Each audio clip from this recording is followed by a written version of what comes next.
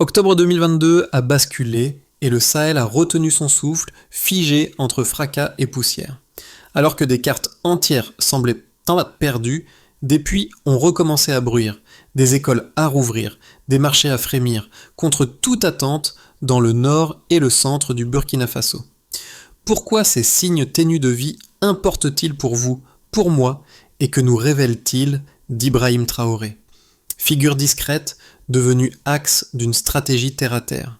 Demain peut-il vraiment naître d'une poignée de semences, d'un couloir humanitaire ouvert et d'un poste de contrôle levé ? Voici la promesse. Raconter, sans fioriture, comment une sécurité praticable et un ravitaillement local recomposent des vies. Le bénéfice pour vous est simple. Comprendre une méthode, pas un miracle. Le Burkina Faso sortait d'années où les routes étaient piégées, les marchés brûlés, les écoles fermées, l'ambition désormais affichée tient en 2 lignes d'action. Frapper vite pour rouvrir, rester pour stabiliser. Cette chronique suivra ce fil, du terrain au système, bataillon d'intervention rapide, police mobile qui demeure, couloirs humanitaires, puis relance agropastorale 2023-2025, financée à hauteur d'environ 1 milliard de dollars, acheminée vers 8 filières clés. Nous verrons comment des retours de déplacés, déjà plus d'1 million selon les autorités, prennent corps à Barcelogo, Gabou et dans des poches de Boulé du Mouhune, comment l'achat public d'aliments locaux pour les cantines Boucle Dignité est revenu, et comment un kit d'élevage avec chèvres, nourriture et soins transforme un foyer en producteur. Enfin, nous garderons à l'esprit les limites, frontières instables, sécheresse, réseaux fragiles, critiques extérieures. Le pari sera évalué parfait, écart et résultats visibles sur le terrain. Révélation brève. La sécurité s'est matérialisée d'abord comme passage, non comme drapeau. 2 chiffres l'illustrent, 28 bataillons déployés d'ici 2025 et plus d'1 million de retours annoncés. Pendant des années, l'absence a défini le nord et le centre. Absence d'écoles, d'eau sûre, de marchés. Les cartes étaient réécrites par la peur et des hommes en uniforme volés. Quand Ibrahim Traoré prend la tête en 2022, la question n'est pas où gagner, mais par quoi recommencer ? La première vague frappe vite. Des unités mobiles reprennent des axes, ouvrent des couloirs humanitaires, rendent les routes de nouveau praticables pour que familles, enseignants et soignants puissent en revenir. Puis la deuxième vague demeure. Police mobile et gendarmerie locale restent, arbitrent des conflits, reconstruisent la confiance avec les anciens, transforment des succès tactiques en sécurité vivable. Cette méthode n'a rien du théâtre politique. Elle se mesure à une femme qui va seule au puits, à un instituteur qui ouvre une classe sous un manguier, à des motos réparées, près d'un marché qui bourdonne. On l'appelle contrôle humain du terrain. Il ne s'agit pas de bannières, mais d'usages quotidiens rétablis. Dans cette perspective, le discours reste parcimonieux. La maxime est fonctionnelle. Sans sécurité, pas d'école, pas de semences, pas de chèvres. Des localités comme Barcelogo et Gabou montrent cette bascule. Là où se dressaient des barrages tenus par des hommes armés, des patrouilles escortent désormais enfants et marchandises aux heures sensibles, puis se retirent. Les observateurs extérieurs, habitués aux catégories binaires, y voient militarisation et risque d'autoritarisme. Les villageois, eux, comparent. Un soldat au carrefour vaut mieux qu'un tireur dans le champ. La route reste dangereuse, les frontières maliennes et nigériennes instables, des attaques subsistent, mais l'inflexion est tangible, cumulative, concrète. En filigrane, une foi civique se restaure. L'État ne s'est pas retiré, la terre peut encore porter, l'ordre peut repousser même ici. C'est ce socle qui permet d'enchaîner vers l'économie de subsistance, puis vers des systèmes, des semences distribuées, des puits réparés, des achats publics locaux et une protection santé de base pour éviter qu'une fièvre ne ruine un foyer. Pour suivre le fil, imaginons 2 guides. Le premier est une mère revenue à proximité de Barcelogo. Sa journée commence avant l'aube, longe un puits remis en service, s'interrompt au marché où elle vend mil et haricots fournis par une coopérative locale. Son récit tient en gestes ordinaires, redevenus possibles. Traverser sans escorte, négocier un prix sans craindre une taxation par des tueurs, retrouver le chemin de l'école pour sa fille. Le second est un jeune éleveur, rapatrié après des mois d'errance. Il reçoit un kit d'élevage, un mâle et 2 chèvres, ration d'aliments, carnet de vaccination et accès à un marché régional. La valeur n'est pas symbolique, elle est multiplicative. Dans chaque chèvre, un futur troupeau, dans chaque troupeau, un futur marché. Au poste de santé voisin, la carte RAMU lui évite de vendre une bête pour payer une fièvre. Ces micro-chaînes relient sécurité, identité sociale, moyens de subsistance et soins. On y reconnaît la grammaire de la méthode. Rapides interventions pour rouvrir, institutions qui restent pour stabiliser, boucles économiques locales pour participer. Les critiques existent, réseau routier fragile, sécheresse, dépendance aux pluies, mais la gouvernance cherchée est d'abord praticable. Et la dignité ne se mesure pas au sommet, elle se lie dans une file d'eau redevenue paisible. Dans les mots sobres d'Ibrahim Traoré, la paix n'est pas un slogan. Elle est une mère qui dort sans peur et un garçon qui mène ses chèvres sans payer tribut. À cette échelle, les premiers impacts sont visibles, répétables, transmissibles d'un village à l'autre. La dignité redevient praticable, tout commence par le bruit des moteurs. Dans le nord et le centre du Burkina Faso, les routes rouvertes sont encore bordées de carcasses calcinées. Les habitants avancent prudemment, mais avancent. Le plan d'action lancé par Ibrahim Traoré suit une logique simple: reprendre, réparer, rester. La première phase s'est déroulée entre 2023 et 2024. 28 bataillons d'intervention rapide, entraînés pour des missions de récupération ciblée, ont progressé de bloc en bloc. Leur mandat: dégager les axes, libérer les villages, sécuriser les points d'eau. Chaque opération visait moins la conquête que la respiration. Rouvrir un corridor humanitaire, permettre à une école de reprendre, à un marché de se tenir. Ensuite, la deuxième vague, la présence durable. Des unités de police mobile, des médiateurs civils et des gardiens de quartier formés ont remplacé les soldats dans les zones libérées. Le travail est lenteur et écoute. On reconstruit des ponts à la main, on colmate les forages, on rouvre les routes piégées. Chaque kilomètre repris devient un espace de vie. Dans ces régions, la dynamique se lit en détail. Marchés qui bourdonnent à nouveau, chèvres qui reviennent des abris improvisés, enseignants qui tracent sur des ardoises usées des leçons de mathématiques. L'économie repart à petite échelle. Commerce de mille, réparation de motos, circulation du sel et du charbon. Ce sont ces gestes-là que le gouvernement valorise, car ils sont irréductiblement locaux. Ibrahim Traoré parle peu, mais ses phrases marquent. La paix n'a pas besoin de parade, elle a besoin de pelles et de bras. Sous cette ligne directrice, les ministères fusionnent leurs cartes. Sécurité, agriculture, éducation. Le mot-clé devient terrain, c'est là que se construisent les résultats. À Gabou, une coopérative féminine récolte le mil local acheté directement par le Programme alimentaire mondial pour les cantines scolaires. Les repas sont préparés par des habitantes et servis à leurs enfants. Le cycle est complet: production, consommation, revenus. Cette boucle de dignité remplace les chaînes de dépendance.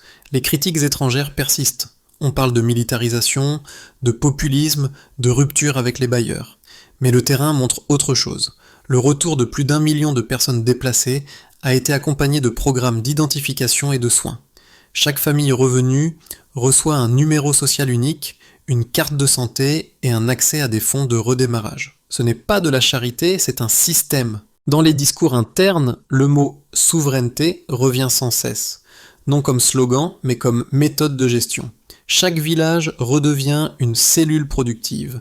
On cultive localement, on vend régionalement, on épargne en coopérative. Les résultats restent fragiles, mais visibles.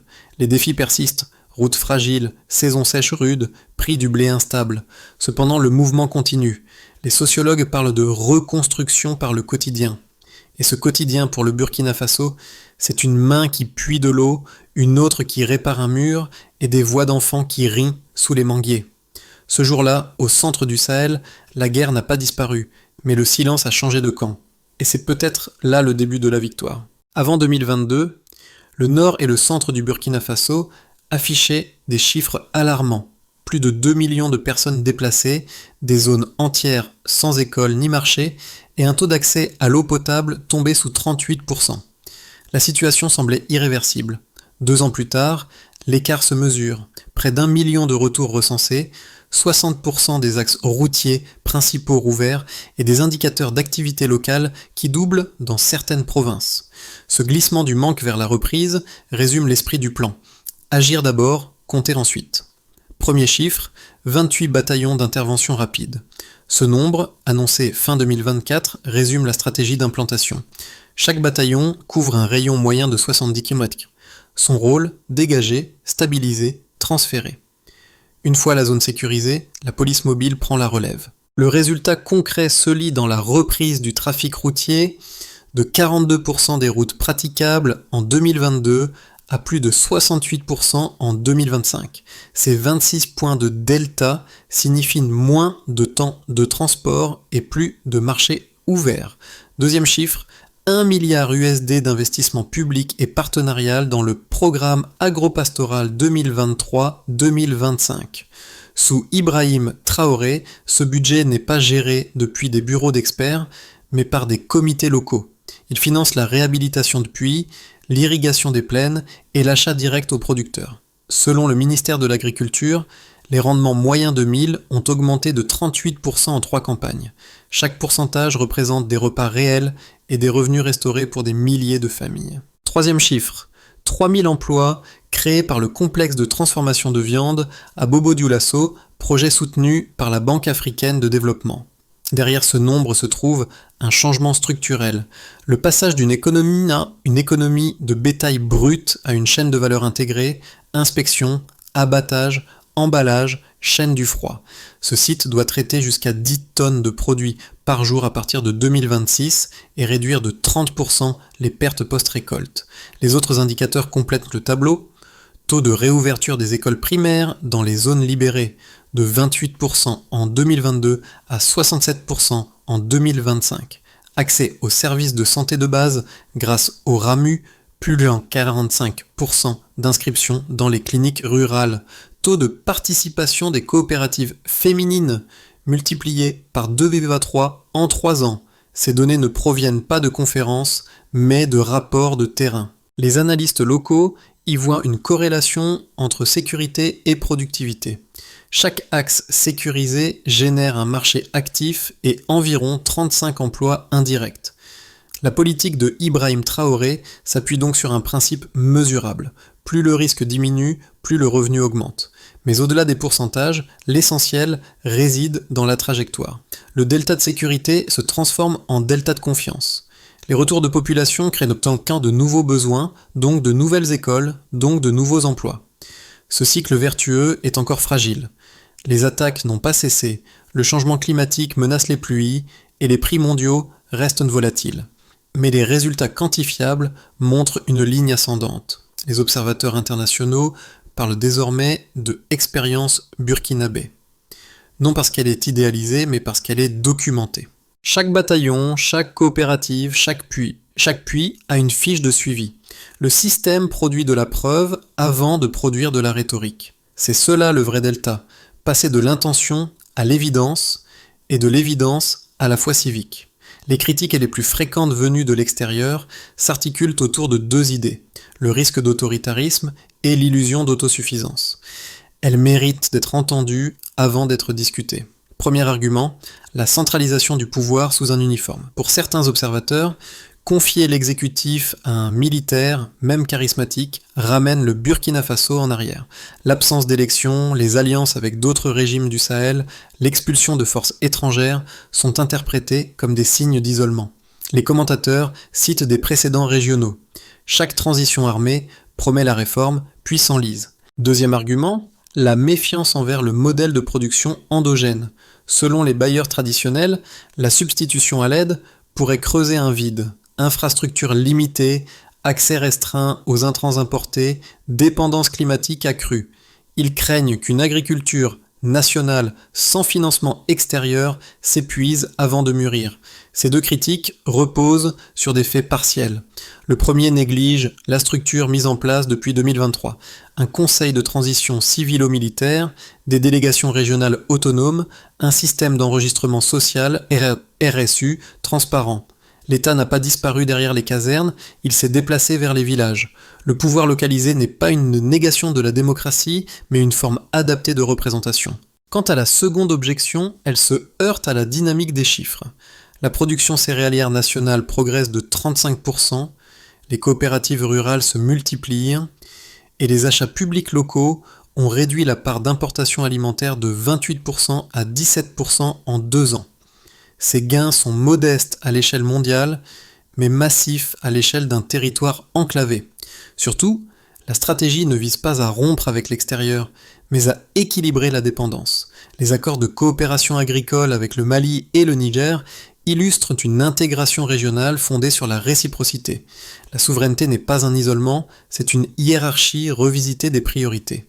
En posant ces critiques avec équité, on mesure ce que le terrain burkinabé démontre, qu'un État fragile peut produire du résultat avant de produire du récit. Et que la gouvernance ici se juge à la distance parcourue entre la peur et la possibilité. Nous ne voulons pas d'aide, nous voulons du travail.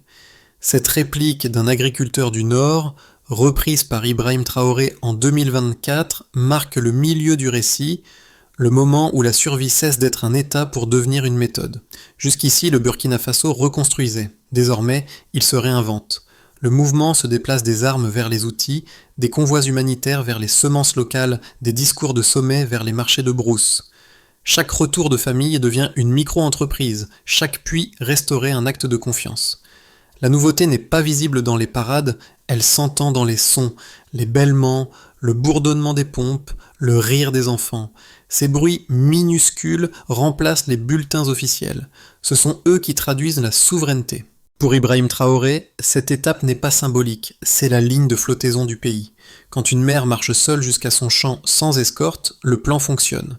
Quand un élève boit l'eau d'un puits réhabilité, la politique devient palpable. La paix cesse d'être une promesse et devient une pratique quotidienne. Les effets de la politique engagée par Ibrahim Traoré s'observent désormais à 4 niveaux distincts: l'État, l'économie, la société et la région. État NN. Le premier impact tient à la restauration fonctionnelle des services publics. Le registre social unique, RSU, relie désormais plus de 800 000 familles à une identité administrative unique. Les programmes PAMP et RAMU assurent transfert de liquidités et couverture santé. Chaque famille rapatriée reçoit un numéro d'enregistrement et accède aux services de base, eau, soins, éducation. Cette cartographie numérique rend la fraude plus difficile et le suivi plus transparent. Le ministère de l'administration territoriale parle d'un état de proximité. Sous Ibrahim Traoré, la gouvernance passe du bureau au village, de l'ordre réglementaire à l'ordre praticable. 2. Économie, DN. La relance se voit dans les chiffres du secteur primaire. En 2025, les productions de mil et de maïs ont augmenté de 30 à 40%, portées par le programme agropastoral. Les coopératives féminines gèrent désormais près de 60 des cantines sont scolaires dans les zones libérées. Les revenus ruraux remontent de façon mesurable et l'exportation de produits transformés devient réelle grâce au complexe de Bobo Dioulasso. Les jeunes déplacés y trouvent des emplois dans la chaîne du froid et le conditionnement. Les analystes y voient le début d'un tissu économique endogène, là où le pays vivait de subventions. 3. Société, ND. La transformation sociale se lit dans les gestes. Femmes en coopérative, enseignants revenus, enfants de nouveaux scolarisés. Dans les villages de Gabou et Tamasco, les anciens parlant d'un retour de parole. L'entraide devient institution locale. Fonds mutualisés, groupes d'épargne, micro-entreprises à crédit communautaire. Les violences liées au banditisme rural chutent de plus de 40% dans les zones sous patrouille civilo-militaire. Les ONG notent une progression de la scolarisation féminine de 25% en 3 ans. L'équilibre social se recompose par la stabilité quotidienne. 4. Région, KV. Le dernier effet dépasse les frontières. La coordination sahélienne entre Burkina, Mali et Niger renforce les échanges commerciaux et sécuritaires. Les axes logistiques s'ouvrent vers le Togo et le Bénin pour réduire le coût du transport. Les organisations régionales observent un effet d'entraînement. Les plans locaux de retour des déplacés s'inspirent du modèle burkinabé. Cette synergie donne au pays une voix nouvelle dans les forums africains. Ces 4 dimensions dessinent un pays en mutation. Rien n'est achevé, mais les repères changent. Le centre du Sahel n'est plus seulement synonyme de crise, il devient laboratoire de résilience. Et dans cette reconstruction, le nom d'Ibrahim Traoré reste lié non à un culte politique, mais à une méthode. Celle qui fait de chaque famille, revenu, un acteur et non un suppliant. Les résultats ne sont pas spectaculaires, ils sont durables. Et cela suffit à changer le regard du monde. Les 6 à 12 prochains mois formeront un test décisif pour la trajectoire burkinabé. La stabilité obtenue devra désormais se traduire en continuité. 3 scénarios se dessinent, chacun plausible selon la combinaison des pluies, des marchés et des frontières. Scénario de base. C'est celui que privilégient les techniciens du ministère de l'économie. La croissance agricole se maintient autour de 5%, la sécurité s'améliore lentement, les flux humanitaires diminuent. Les infrastructures rurales, forages, écoles, centres de santé continuent d'être réhabilités. Les revenus ruraux progressent, mais les inégalités persistent entre zones sécurisées et zones encore instables. Le pays consolide alors son équilibre minimal, produire, vendre, soigner, éduquer, scénario optimiste. Si les récoltes 2026 s'annoncent bonnes et que la saison des pluies se stabilise, le Burkina Faso pourrait dépasser 7% de croissance agricole et amorcer une transition vers l'exportation régionale. Le complexe de Bobo-Dioulasso fonctionnerait à pleine capacité. Et les coopératives rurales deviendraient des fournisseurs officiels pour les programmes d'alimentation scolaire de l'Afrique de l'Ouest. Dans ce cas, la souveraineté alimentaire serait non seulement une ambition, mais une réalité partagée. Ibrahim Traoré en sortirait renforcé non par le prestige, mais par la preuve de concept. Scénario pessimiste. Une reprise des attaques, une sécheresse ou un effondrement des cours du bétail pourrait ralentir la reconstruction. Les ressources budgétaires se tendraient, le moral s'éroderait et les villages frontaliers replongeraient dans l'incertitude. La dépendance extérieure referait surface sous forme d'aide d'urgence. L'État resterait présent, mais en position défensive. Point commun aux 3 trajectoires. Quelle que soit la conjoncture, la variable maîtresse demeure la confiance. Sans elle, les indicateurs s'effondrent. Avec elle, les statistiques reprennent vie. Le pays avance au rythme de sa cohésion sociale. Recommandation de réflexion. La prochaine étape ne dépendra pas seulement des décisions politiques, mais de la capacité collective à transformer les réussites locales en politique nationale. En d'autres termes, si le travail de terrain devient doctrine, la reconstruction cessera d'être un cycle et deviendra un modèle. Pendant longtemps, le Burkina Faso n'a été qu'un nom dans les bulletins internationaux, synonyme de crise, de sécheresse, de déplacement massif. Mais quand on regarde de plus près, on voit que le changement ne se raconte pas à la télévision, il se vit sur les marchés et dans les champs. Le public étranger découvre souvent cette histoire à travers des images. Soldats au fusil, routes sablonneuses, drapeaux tendus au vent. Pourtant, la réalité du renouveau est plus calme. Elle se trouve dans le sourire d'une institutrice qui rouvre sa classe après 4 ans d'exil, dans la voix d'un vieil homme qui explique à ses petits-enfants comment irriguer une terre qu'il croyait perdue. Pour les observateurs internationaux, comprendre cette nuance est essentiel. Le projet Traoré n'est pas une croisade idéologique, c'est une grammaire de survie collective. L'idée qu'un pays puisse renaître sans être sauvé fascine autant qu'elle dérange. Les Burkinabés eux-mêmes redéfinissent ce que veut dire progrès. Pouvoir dormir une nuit complète sans peur, aller chercher de l'eau sans escorte, vendre une récolte sans intermédiaire. Ces gestes simples mais fondamentaux redonnent sens à la notion même de liberté. Aux communautés voisines, ce modèle envoie un signal. La résilience ne se décrète pas, elle s'entretient. Aux citoyens du monde, il rappelle que la dignité commence toujours au niveau le plus concret, celui du travail, du soin, du partage. Et si cette histoire touche aujourd'hui un public bien au-delà du Sahel, c'est parce qu'elle contient quelque chose d'universel. L'idée que la souveraineté n'est pas une posture, mais une pratique quotidienne. Le Burkina Faso ne parle plus seulement de stabilité, il la planifie. Le gouvernement, sous Ibrahim Traoré, a structuré une feuille de route articulée en 5 volets, qui lient sécurité, production et dignité. 1. Sécuriser durablement. Les 28 bataillons d'intervention rapide deviennent forces de stabilisation. Leur mission, passer du contrôle militaire à la présence communautaire. Chaque zone libérée doit être transmise en moins de 90 jours à une unité civile mixte, avec objectif chiffré de routes rouvertes et d'écoles protégées. 2. Réhabiliter les ressources.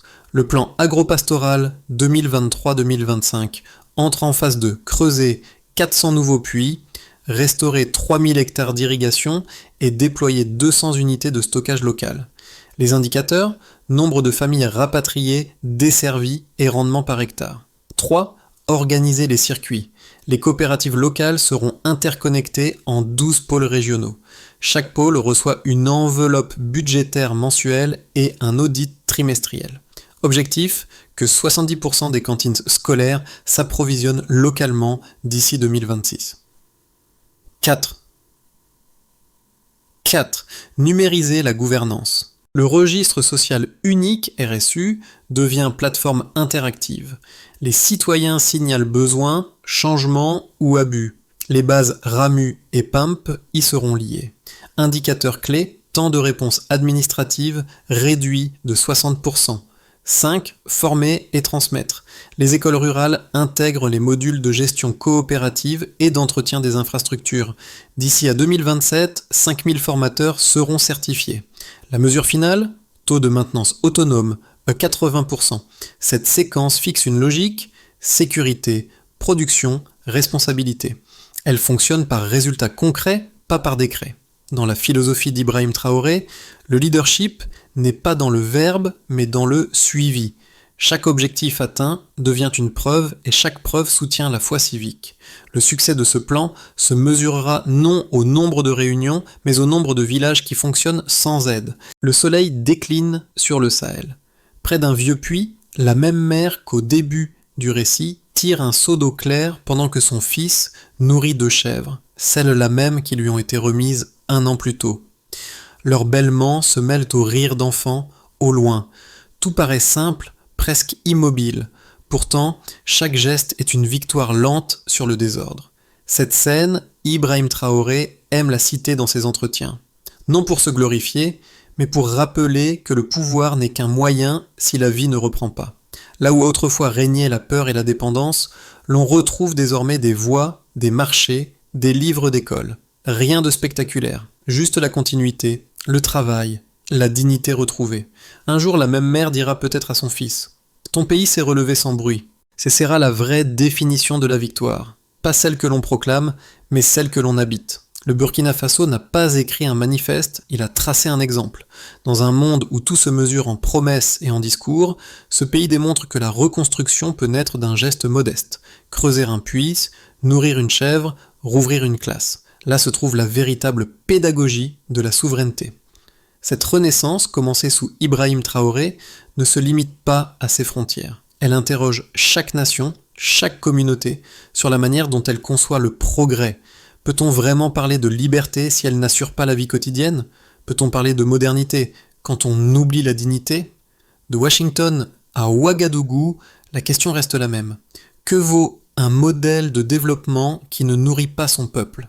Les réponses ne viendront pas d'un sommet, mais de la terre, des mains, du courage ordinaire.